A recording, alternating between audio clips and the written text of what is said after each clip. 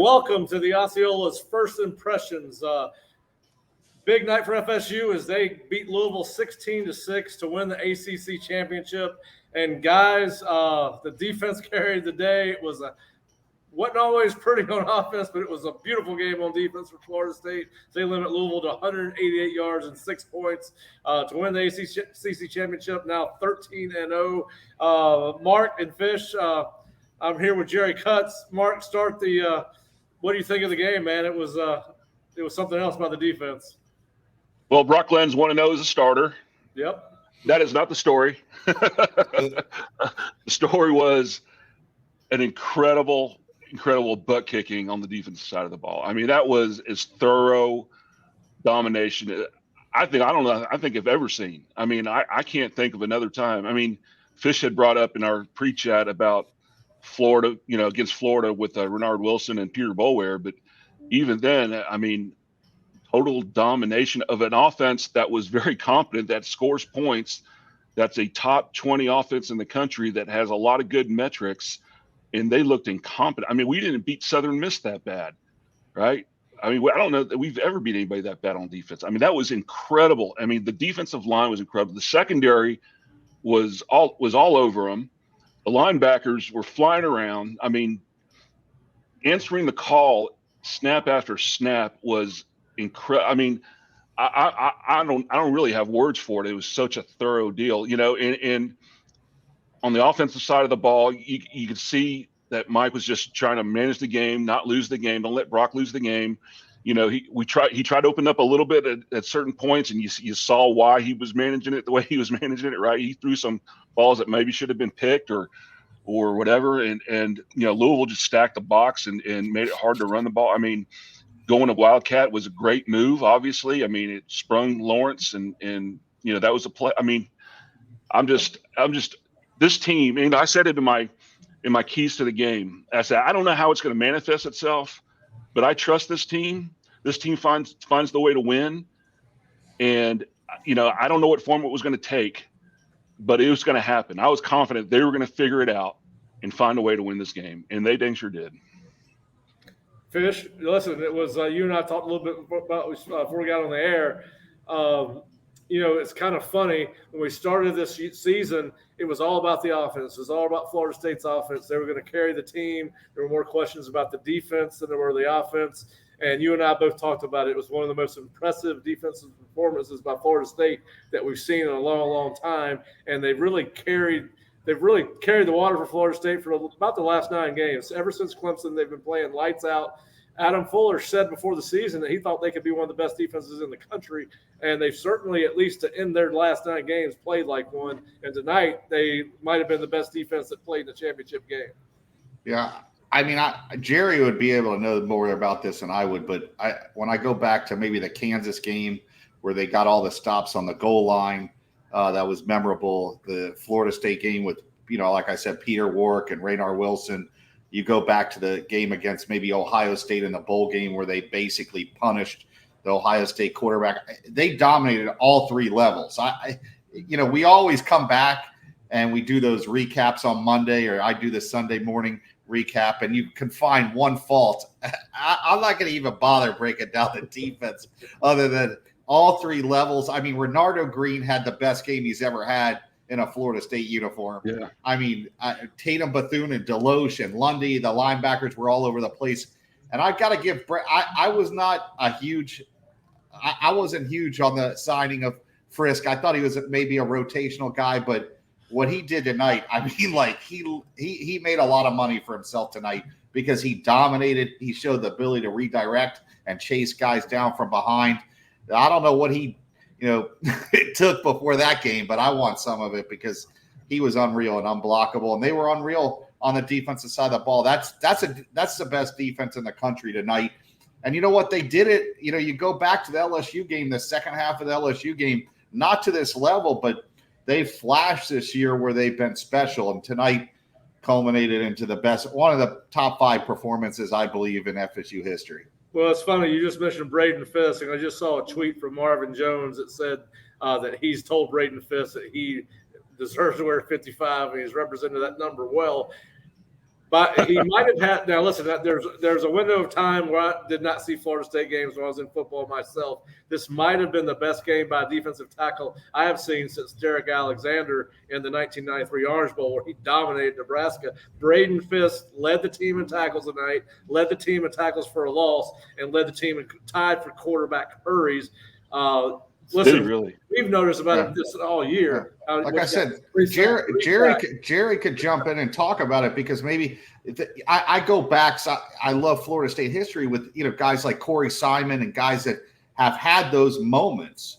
But he dominated to a level, like I said, all these guys. This is going to go down as an all-time great performance of a Florida State defense.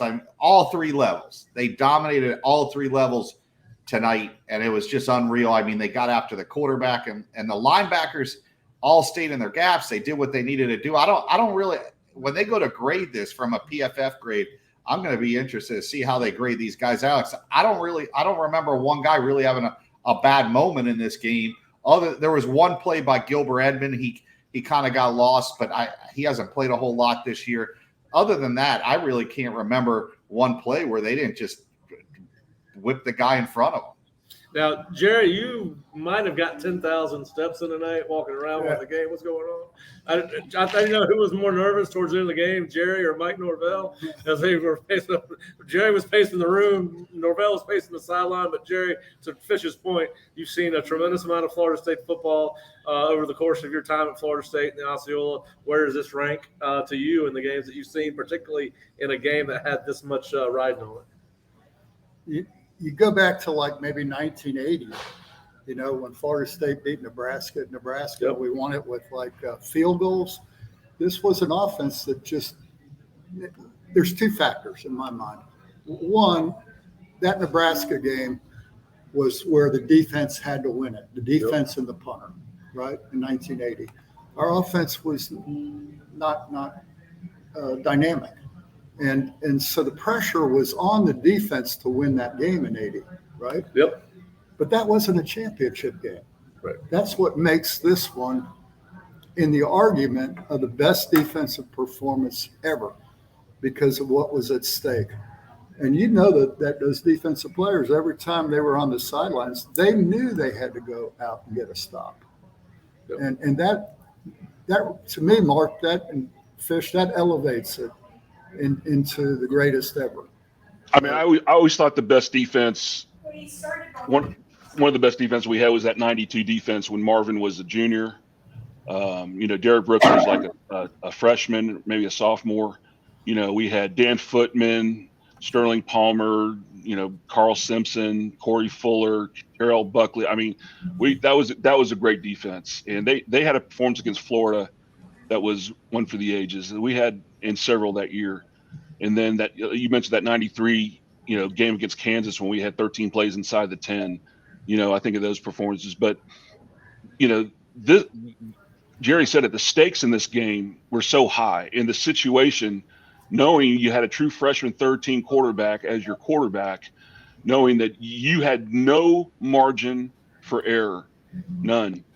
And, I mean, to perform series after series, quarter after quarter, I started getting a little worried late. I'm like, they're going to get tired at some point. But you know what?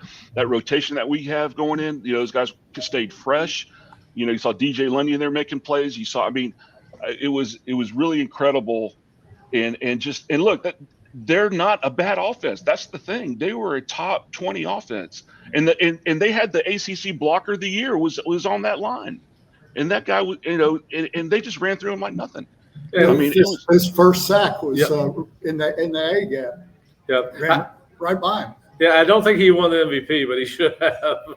But and Mark, to your point, not only was Louisville good on offense coming into this game, Jeff Brom is regarded as one of the best offensive tacticians in college football. And Adam Fuller and that defensive staff shut him down. Totally shut him. They had no answers. Those receivers couldn't shake loose. I thought he'd scheme some kind of running game, and he never was able to. It was really, like I said, I don't have the words to really express how impressive that performance was. I'm blown away by how dominant they were. No, he did have to Jeff Brom's credit, he had a good third quarter. The adjustments they made when they came out in the first of the second half, they had three drives there where he was running some screens and some throws behind the line of scrimmage, and I think they put up 100 yards on us in the third quarter, if I'm not mistaken. Yeah, Jerry, one of the big plays came when I said like Gilbert Edmond was in. They ran a screen on his side, and he got washed inside, and he didn't press the outside at all. So that was a big play. It was more of the backups. The starters were unbelievable. Listen, in this day and era and time where the offenses have all the advantages. I mean, basically, anytime you touch a guy now, it's a pass interference. For a performance like this, is truly remarkable. Like I said, I'm blown away with the way they played on defense, because now you just in this era of college football, you just want to get one drive, you get a stop here or there, but to dominate from beginning to end, and they never let up throughout the game. They dominated from start to finish. It just, I'm speechless. I'm being honest. I'm speechless. Yeah, you look at the drive chart; it's remarkable. They only had 5 3-and-outs. That's the only. That was so basically a third of their drives were 3-and-outs. One drive over 6 plays in the entire game. One drive over 24 yards or 43 yards for the entire game. Their longest drive was 13 to 56 for 56, 620 in time of possession. After that, really nothing outside the 8-play, 43-yard drive that led to a field goal. And then Florida State, just like it did against Florida last week, the last 4 drives, Louisville gets nothing. 12 plays for minus 12 yards. Same recipe as last week. They got after the quarterback, started heating him up, and just finished this game off for Florida State. I mean, we all thought inverse sack the quarterback with the tackle again, right? Yeah. Yes. Last week. FSU had 10 punts and 1 drive that finished on downs. Their offense couldn't sustain drives, and their defense stayed fresh. I mean, it's just. Well, I said this kiddingly during the game. I was glad to see FSU offense try to get Mastromanno the Ray Guy Award. And he definitely punted a lot tonight. That's a whole nother. I will say this. When they went down and kicked that field goal to tie it, right, and then the response during that series to find the Wildcat and break a play with LT and get the ball in the end zone as a response. I mean, Mike says that he's been saying it since day one. It's all about your response, to respond in that moment. And then the second response on the blocked punt, right? They are in prime position. And Jerry brings up a great point that Alex not trying to kick that ball and get it blocked and return for a touchdown or something crazy like that. He just ate it, got the defense back on the field, and then to come up with the turnover was what an incredible response. And like I said, you knew this team was going to make it happen somehow. You just knew it because of the character of this team somehow. And during the course of the game, and dang if they don't do it time in and time out. And, why they have the SEC network crew announcing the ACC championship game, I have no idea. But they just kept talking about, throwing up all the scenarios about who should be in the playoff. And I'm sitting there thinking, nobody's talking about the will to win and the response that this team consistently shows. I'm glad Mike said it in his interview right after the game. He mentioned that, they asked him why, should this team be in the playoff? He said they love each other, they have heart, and they respond. And he's also said other teams are really good, but they also have a loss. This team has answered every situation that's been thrown in front of them every time. And that, to me, should count above all else, honestly. So I got in the column I'm going to do tomorrow, what the reason Florida State is where they are. They lead the nation in fewest turnovers with 5. Yeah. And say what you want about Glenn. Yep. He did not turn the ball over. And so we had no turnovers in this game. We finished the 13th game with 5 turnovers on the year. That's incredible. The next best team in Florida State history had 14 turnovers. When's the last time we had a running back fumble? I can't remember running back fumble. Yeah, That was last year's team. Yeah, Benson and Toa-Philly are very good at making sure they don't fumble the ball. So, yeah, and Brock got under pressure tonight, and he tried to throw a couple picks, but yeah. And he held the ball. I mean, look, what a situation to be in your first start with all that's at stake, a playoff, a championship. Everybody's like, I'm reading some of the stuff on social media and stuff, and everybody's like, I got to trust the kid. Let him throw it down the field. I'm like, football is not easy, people. It is not easy. In this situation, it's a championship game. I mean, they're pretty good. Against a very good defense, and the speed of that game is definitely. We talked about last week with Tate. It's much different than what he sees in practice. He has probably not. I mean, he went live for about 8 plays against North Alabama and only played in one other game before that, prior to his couple of snaps at Florida. Just the speed of the game, you could not expect a true freshman to basically ride. You couldn't ride his arm for this game.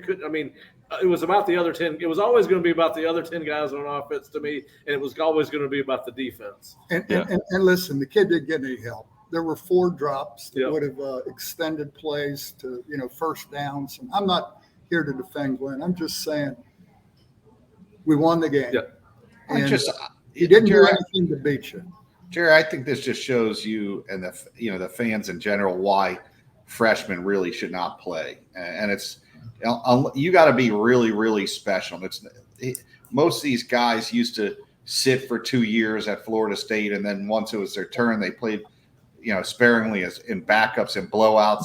This kid hasn't played, and to throw him out there, it'd be like telling a race car driver, hey, your first race is an Indy 500 that you've ever raced, and throw them out there and expect them to win. It's a lot to ask. I didn't expect much out of him. I thought that Norvell would give him, roll him out, get him some easy passes to the tight ends and stuff, where he would pick up some, plays where they could keep the chains moving and stuff. I didn't think he'd play to this level, but it's a lot to ask of a freshman to go into his first game ever in this situation and this pressure.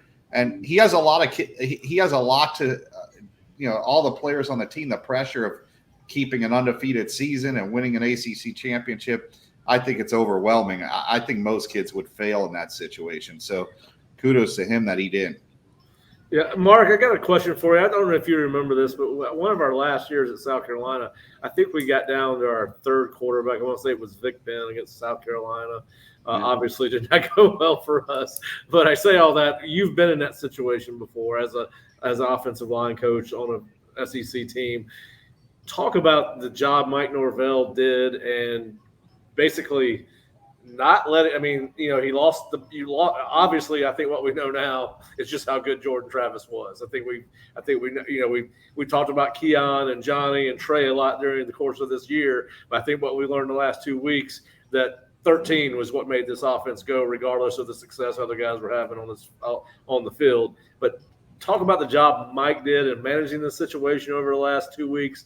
Again, a tremendous amount of pressure on him with what they had going on in this game, but the college football playoff and the ACC chance to win an ACC title. But just talk about the challenge the staff has had over the last couple of weeks and the job he has done. You got to give Mike a lot of credit as an offensive coach to know the big picture, to manage his team overall, right? And to use your favorite phrase, Pat, complimentary football. I knew you were coming with it. As an offensive coach, you want to generate offense. You want to show what you got, and regardless of who's in the game. But to have the discipline he had to manage the game offensively the way he did with Brock shows to me. He had a plan. He stuck to it. Didn't put the kid in a lot of compromising situations. Took a couple shots. Got him in some dropback situations, and he really didn't handle it well. He's waiting for guys to break open. There were a couple throws there when he was dropping back. If he anticipated the throw a little bit and put it in a good spot, it could have been there. But he was waiting for things to break open, and he's holding the ball way too long. The protection wasn't that bad. It really wasn't, But waiting too long to cut it loose. So he kind of knew what he had there, and he had the patience and discipline to try to find other ways to generate points And he did. You rely on your defense, your punter, your field position. Hopefully one pops, and one did with the Wildcat with Toafili. And I mean, that takes you got to give him a lot of credit for understanding the situation, understanding his team, being able to rely on his defense and his kicking game. Fitzy making 3 field goals, missed one, but it was close. I mean, it was that's not easy, especially for an offensive coach who prides himself on being an offensive guy who generates a lot of offense, right? You got to give him a lot of credit. ACC Coach of the Year and a nominee for National Coach of the Year. I don't think many coaches faced the challenge that Mike did. One of my good friends was here with us at Glory Days tonight. She made the statement that how many of those teams that are competing to be in this playoff have had to do it with their third string quarterback? 100%.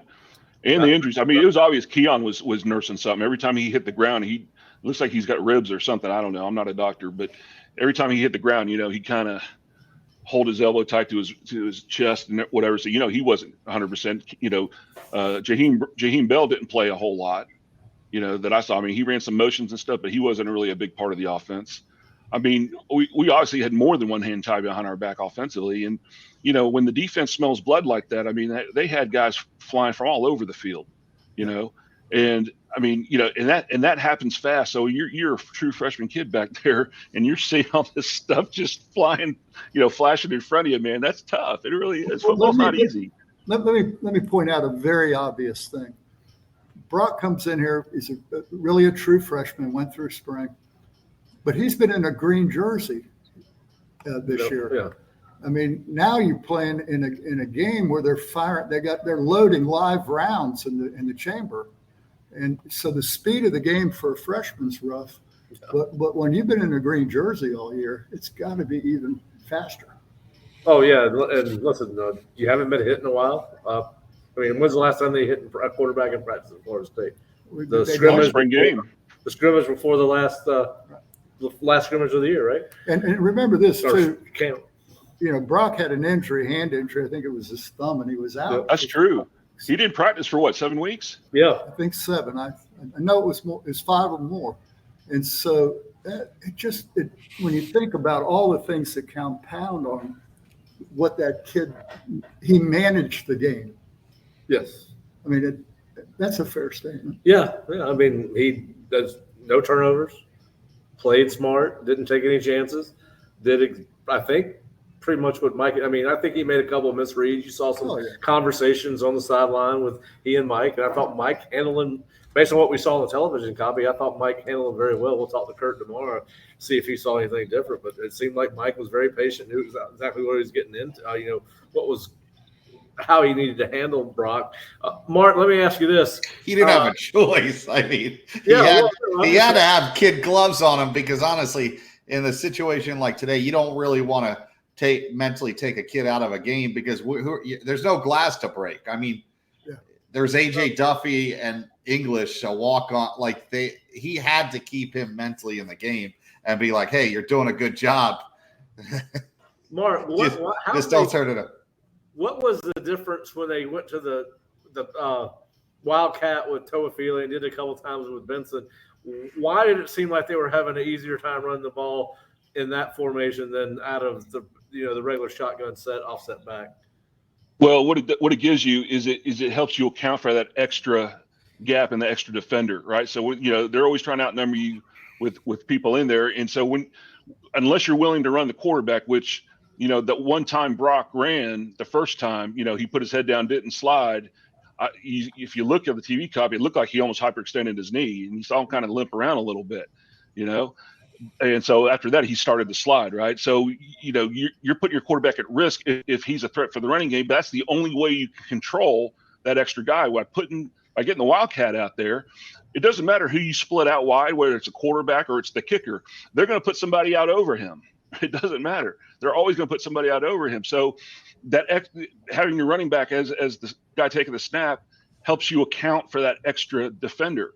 And so now the numbers come back even. And if the numbers are even, you've got a better chance. And that's exactly what happened. You're able to use that running back as the lead blocker, as opposed to that not having a lead blocker and having to run a zone or a counter, pull somebody across the formation to block that extra guy to that side. Now you don't have to do that. You got the runner already taking the snap, and you got a lead blocker with the running back, and so it accounts for that. That's why people do it. That was always the theory behind it. Why do you think they found success in the second half? They started running. Well, it didn't matter what was zone or counter. They found success, particularly in the fourth quarter. You saw Benson have a couple of nice runs.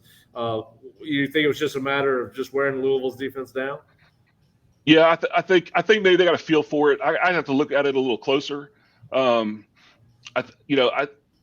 first couple of times you had some guys crossing our face over the top, and I'd have to look at it again how they were playing it. But I think we ran it into better looks too. But it might have been just a case of, I know that they call a run and they'll pick a different side. They could be run to the right, run to the left, and quarterback says we're going to run it to the right or run it to the left. So they just call the run. It may be a case where maybe Brock wasn't seeing it and he maybe called it into some better looks. Maybe we formationed it a little better. I'd have to look at it a little closer to see, in order to get it more of a numbers advantage or hit it to a shorter side or whatever. But obviously they hit on something and it was a lot more effective. All right. Now I got a question for both of you, because we've got some comments about the quarterback play. And I think we all thought that it was probably, listen, I don't know what we thought the high end of this was going to be, but let's talk about what you do with obviously Tate will be healthy by the time they play again, whether it's the college football playoff, which we'll find out tomorrow. Or the Orange Bowl. Or the Orange Bowl. How do you move forward? How do you think Mike moves forward with the quarterback situation? You think he goes back to, I think Tate can. I think Brock can still retain his. I think this was his fourth game he's played in, but you've obviously got to get him ready to be the second team guy, even if your plan is to try to save that red shirt. But how do you think Mike moves forward with the quarterback situation? I'll ask both of you that question. Go ahead, Fish. I think they changed the rule for the bowl games where it's like for the following year. You're right. So That's I don't right. think it affects because with so many kids opting out now, I think they made a rule that guys can play and it doesn't affect their eligibility. So you're absolutely right. My bad. All right. Well, I helped you out there. Hey, I have a question for Fish. Fish, when I was doing my little mock-up on pregame on Louisville, I like to count how many 4- and 5-star kids that the teams we play. And we play with 11 4- and 5-star players. Mm-hmm. Miami had 22, I think, and Florida had 25. This Louisville team had 15. Yeah. And as I looked at where those kids come from, they're all, a lot of them are Southern kids. Yeah, they do. They recruit heavily in Louisiana, Georgia, Florida, and I don't blame them. That's where they've had their success. I mean, you look, Lamar Jackson came from Florida. They don't really have a lot of kids in Kentucky for them to recruit. There's just not a lot of players in that state, so they have to go outside the state, and they take a lot of kids that are undersized linebackers and try to make them DNs. They go old school like Florida State, Miami used to take corners and move them to safeties to corners, because they're not going to get the athletes that a Florida State, Miami, and Florida are. And they do a very good job of evaluating kids. You'll see a lot of the kids that they get outperform. Like they had this kid out of Boca Raton High School, the Gillette kid. He's like one of the leaders in sacks. He was a good player in high school, but he had the measurables, but they took a chance on him, and they have to hit on. And there's a smaller room for error on those kids, but they got to hit on those kids for them to compete at this level. Well, as I look at that, when you're recruiting a bunch of Southern kids, they're going to match you with speed. Yeah. And tonight, Florida State a hard time getting the edge. Yeah. Louisville got a lot of hats to the ball, to give them credit. Yeah.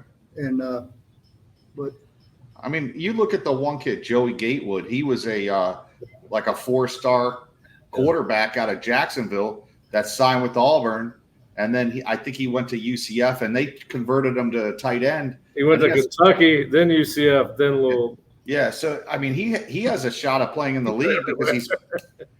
But I'm just saying, he was a highly rated kid coming out of high school, and he was a quarterback. I remember people were wondering why Florida State didn't recruit him. He had a great arm, but he wasn't accurate. He was a great athlete. He was a big kid that could run. So Louisville's, turn this kid into an NFL prospect. And they had 26 of their top 50 players are transfers. That's how that program's going to be. They're kind of, that's how they're going to make their success. Like I said, there's not a lot of kids that they're going to recruit in the state of Kentucky. So they've got to actually go out and recruit the portal, and they got to recruit JUCO kids, and they got to recruit castaways from other programs. So for Louisville to have success, that's how they've always done it.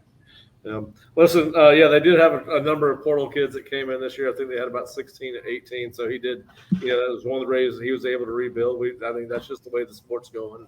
We're going to see it starting in about 36 hours. The portal's going to be going crazy. All right, so I do have some breaking news. Toa Feely was named the ACC championship game MVP.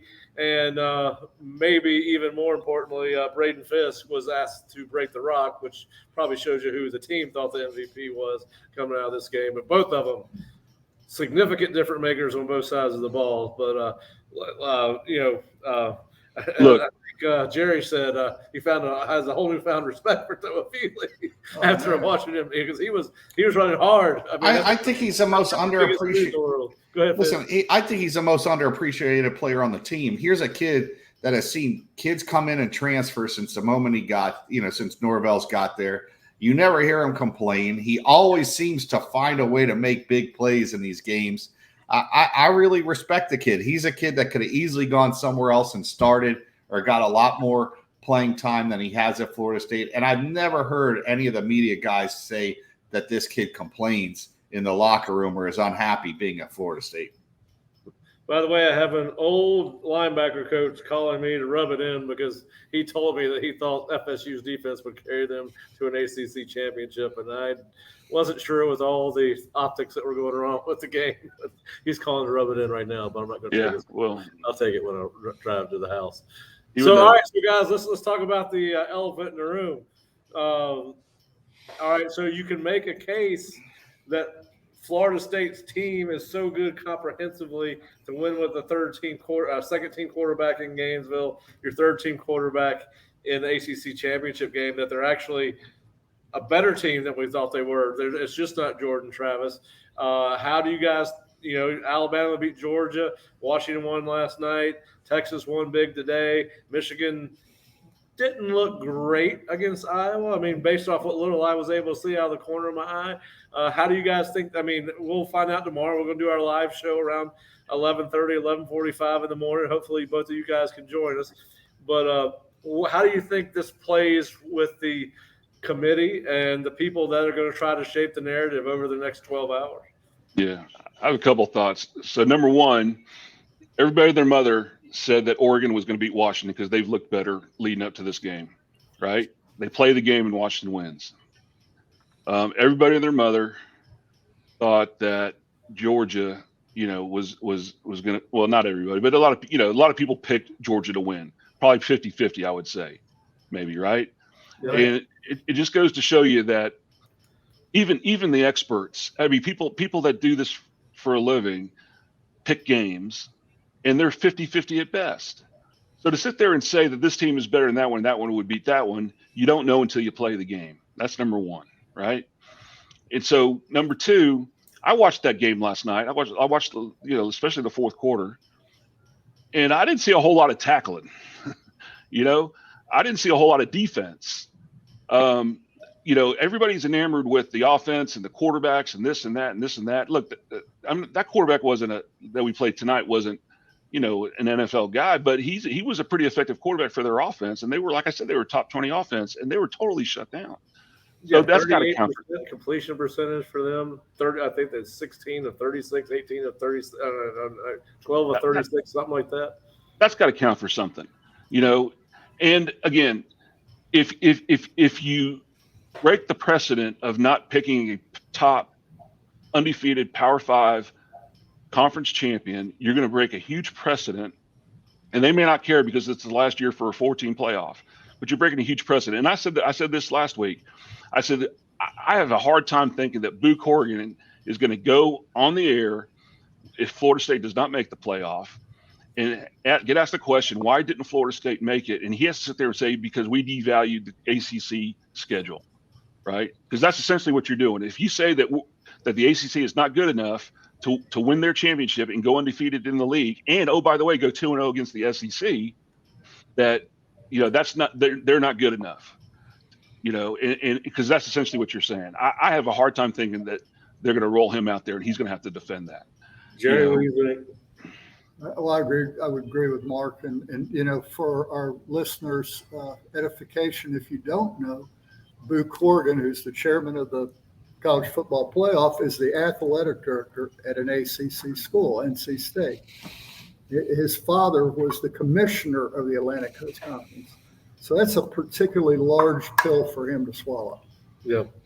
Fish, what do you think? Listen, I believe Florida State deserves to be in. I've said all along, I think they're one of the top 4 teams. I just think they're a very talented team. If you put them on the field with any team, Benson may be the best running back on either team. Keon Coleman, when he's at the top, could be one of the best receivers. They have one of the best tight ends. They're very good. It's part of the reason why I've argued with Jerry a little bit about Washington. Washington's a lot better than people have thought all year because they have NFL guys where it matters most. They have 2 NFL tackles. You got to look at the talent, and I think a lot of people look at the results of these games, and they look at, oh, Georgia and Alabama are playing. But if you watch Georgia and Alabama today, those aren't the same Alabama and Georgia teams we've seen the last 5 years. I don't think they're nowhere near as good as those teams, and I felt like FSU had a good shot. I haven't been on the Ohio State bandwagon because I don't think their quarterback's any better than Tate Rodemaker at the end of the day. I think Florida State should be in. I believe Texas should be in at the end of the day because they beat Alabama. You could tell me how great the SEC is. I think these other conferences have been better than them this year, and we'll see what happens. Florida State, listen, they've done what you've asked them to do. They've won every game. It's so hard to go undefeated in college football. I just think it'd be a travesty if you sit there and say, oh, you can't be in because of some narrative you want to make. Oh, well, there's third-string quarterbacks playing. Well, they still won, even with all those problems they supposedly have. Hey, Fish, let me add to what you're saying there by saying this. You talked about offense. Mm-hmm. And I think, you know, the eye test goes to the offensive side of the ball. Who is going to look this Florida State defense in the face and say, you're not good enough to be in the playoff? Yeah, nobody. I mean, after tonight, you got to argue that they're the best defense in the country or one of the top 2 or 3. I mean, that's going to be in the discussion. I mean, Michigan's got a great defense, but I don't think. What was the final score of the Michigan game, by the way? 26-0. But honestly, I don't think Michigan has. They don't have a Hutchinson like they had before. They're very good. They're very sound. But FSU has difference makers with Verse and with Patrick Payton and these guys and Fisk and these guys coming off the edge. They're a different team than all these other teams. They've got good defenses, but these guys have difference makers. And when you have difference makers where it matters most, you're a dangerous team. You don't want to play Florida State because they have the ability on offense. It doesn't, even with Brock, they're going to get better with him as a quarterback. But when you have Keon Coleman, he's one play away, whether it's special teams. Other teams don't have that ability other than maybe Washington. You see Michigan. Michigan's very methodical. They don't have a big play threat, and that's why Florida State would have a chance to beat them because big plays become demoralizing in a game when a game's close. You saw tonight, FSU made the one big play, and then all of a sudden the momentum started to flow on their side. I think this team's very undervalued for whatever reason. These experts and everybody have this they play the result, and I don't think half these people really watch every game. I just don't. That's why I've said all along, everybody said how great Ohio State is. I keep going back to them. I've watched them all year. I've not been impressed. If you take Marvin Harrison off that team, they have 3 losses this year. Well, you know, they don't show on the score, you know, when they're doing the evaluation, they count top 25 teams, and they showed Clemson and LSU. Clemson and LSU. LSU gets, I mean, Florida State, they score 28 against us, and 7 was when we put in all the freshmen. Yeah, late in the game where, I mean, the game was over. They dominated them the whole second half. They dominated. And this defense is better today than it was the day that they played LSU. Oh, it's not even close. Secondary play is so much better than it has been. Yeah. I mean, that kid today came into this game completing 66% of his passes. Now, he was turnover prone, 11 interceptions, but his adjusted completion rate was 78% after drops, guys. Jeff Brom knows how to coach quarterbacks, and Adam Fuller's defense made him look like Fish, I think you might have told me in a text, you couldn't tell the difference between Brock Glenn and their quarterback. I mean, he looked uncomfortable all day. He did not look like a guy that had played 38 games. All you can ask, they dominated a top 15 team that a week ago was in the top 10. Yes. Miami, I think they scored on Miami's defense, who I think Miami has a very good defense this year. They scored either 28 or 35 or whatever. I mean, they put up points. I mean, Florida State, I don't know how many points Louisville had at halftime. It may have been 0 or it was like 3-0, 3-3. They dominated them.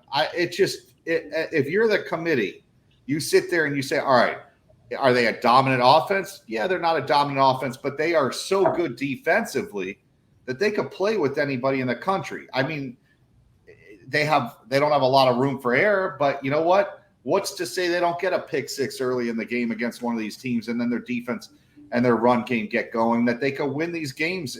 You know, I mean, I think I will say this. Well, plus they got 15 practices to get whoever the quarterback is ready.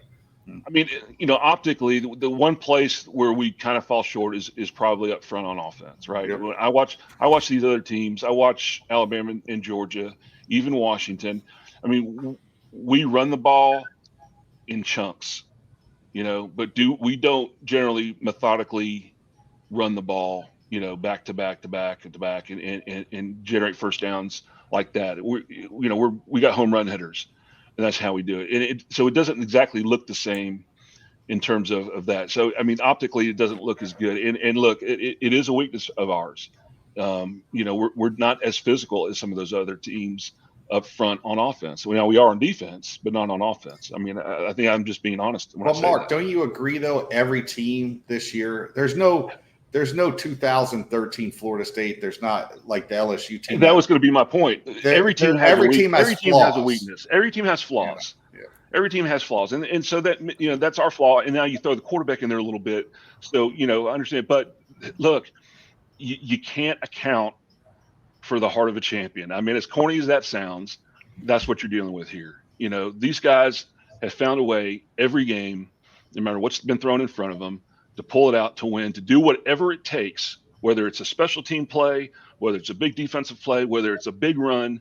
You know, I mean, I was just sitting there waiting for Benson, and turned out to be Toafili, to break a big run. You know, and Trey was you know, a couple away from breaking one too. I mean, he was close on a couple.